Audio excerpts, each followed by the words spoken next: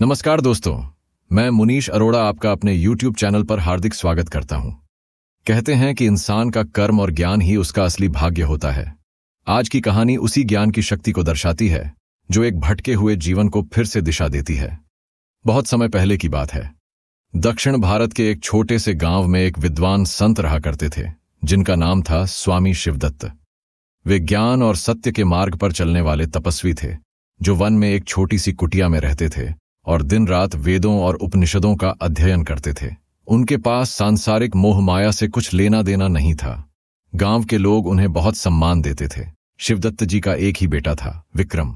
मां का देहांत बचपन में ही हो गया था और पिता अपने अध्ययन और तपस्या में इतने लीन रहते कि बेटे पर ध्यान देना भूल गए। विक्रम बचपन से ही ध्यान और प्यार का भूखा था जो उसे पिता से नहीं मिला। धीरे धीरे उसका मन पढ़ाई से हटने लगा और वह गलत संगत में पड़ गया। गांव के ही कुछ लड़कों के साथ वह जुआ खेलने, चोरी करने और शराब पीने लगा। स्वामी शिवदत्त को इन बातों का तब पता चला जब एक दिन गांव में चोरी हुई और चोरों में से एक विक्रम भी पकड़ा गया। गांव के लोग दंग रह गए कि इतना पुण्यात्मा और तपस्वी का बेटा इतना भ्रष्ट कैसे हो गया।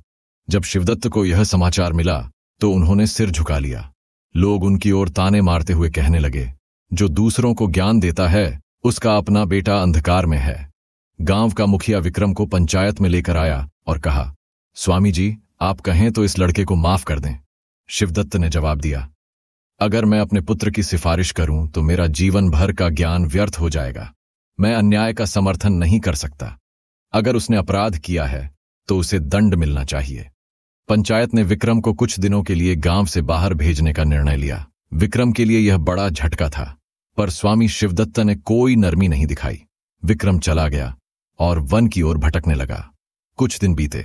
भूख प्यास से बेहाल वह एक बड़े नगर में पहुंचा जहां उसने चोरी करने की कोशिश की, लेकिन पकड़ा गया।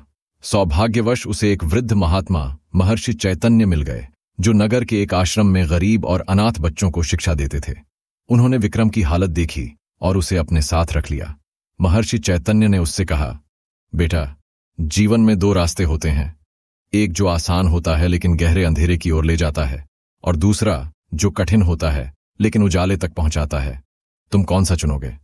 विक्रम ने कहा, मैं तो बर्बाद हो चुका हूं, अब मेरे पास कुछ नहीं बचा।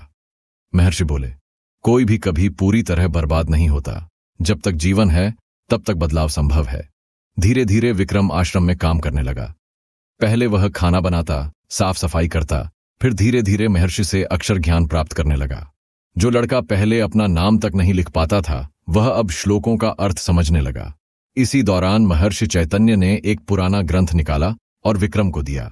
वह ग्रंथ स्वामी शिवदत्त द्वारा लिखा गया था जो वर्षों पहले नगर में भेजा गया था। उन्होंने कहा, यह ग्रंथ तुम्हारे पिताजी का लिखा हुआ है, इसमें महान उपदेश हैं।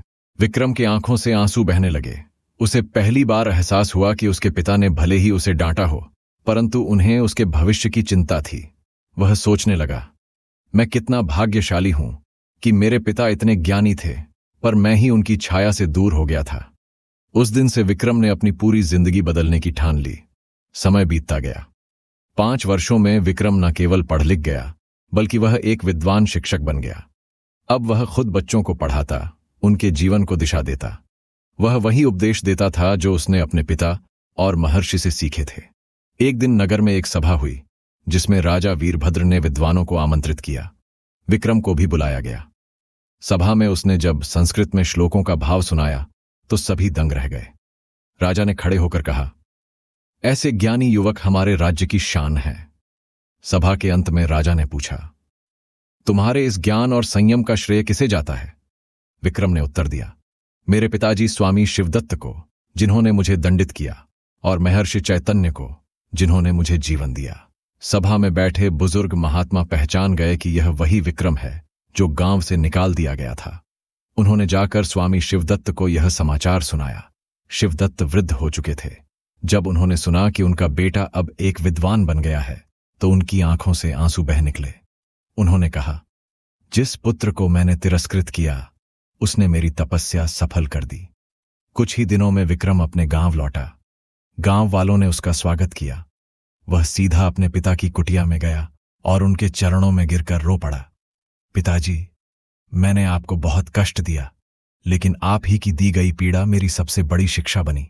शिवदत्त ने उसका माथा चूमा और कहा, बेटा, अग्नि में तपकर ही सोना शुद्ध होता है। तुमने वही किया है। विक्रम ने अपने पिता के लेखों को इकट्ठा किया और एक पुस्तकालय की स्थापना की, जहां गांव के सभी बच्चों को शिक्षा दी जाती थी। उसके साथ ही उसने महर्षि चैतन्य के आश्रम को भी सहायता देना शुरू किया। आज विक्रम एक उदाहरण बन गया था, एक ऐसा उदाहरण जिसने अंधकार से प्रकाश की ओर यात्रा की। कहानी से हमें सीख मिलती है कि माता पिता की डांट में भी एक दिशा छिपी होती है, और बुराइयों से भागना नहीं, उनका सामना करना ही सच्ची बहादुरी है। दोस्तों, जो अपनी गलतियों से सीखता है वही सच्चा ज्ञानी होता है। गिरकर उठना, ठोकर खाकर संभलना और आगे बढ़ना ही जीवन की सच्ची परिभाषा है। अगर आपको यह कहानी पसंद आई हो तो इसे लाइक करें, शेयर करें और ऐसी ही प्रेरणादायक कहानियों के लिए मेरे YouTube चैनल को सब्सक्राइब करें।